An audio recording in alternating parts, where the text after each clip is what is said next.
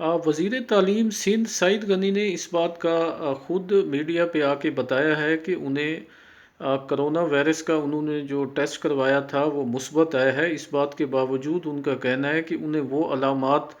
अभी तक महसूस नहीं हो रही हैं जो कि नॉर्मली कोरोना वायरस के हवाले से बताई जाती हैं, और वो आइसोलेशन में चले गए हैं और वहीं बैठ के अपनी जो ज़िम्मेदारियां हैं वो पूरी कर रहे हैं। और साथ ही उन्होंने कहा है कि जो दोस्त मुझे कुछ पिछले अरसे में मिलते रहे हैं वो भी इस हवाले से एहतियात करें और इस बात को मद्देनज़र रखें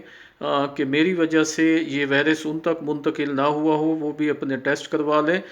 या अपने आप को एक ऐसी आइसोलेशन में ले जाएं जहां पे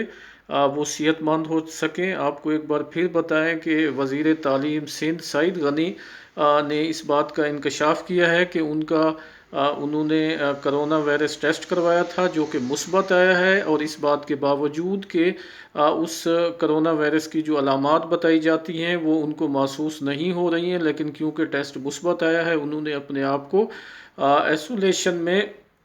ले गए हैं। और इस तशख़ीस के बाद उनका कहना है कि जो दोस्त उनसे मिलते रहे हैं वो भी इस हवाले से एहतियात करें, अपना टेस्ट करवा लें या आइसोलेशन में चले जाएं। बहरहाल वो इक़दामात करें जिनकी बदौलत वो इस वायरस से महफूज रह सकें। और उनका ये भी कहना था कि उनके लिए दुआ करें और हुकूमत वक्त जिन चीज़ों पे अमल दरामद का कह रही है उन पर सख्ती से अमल दरामद करें।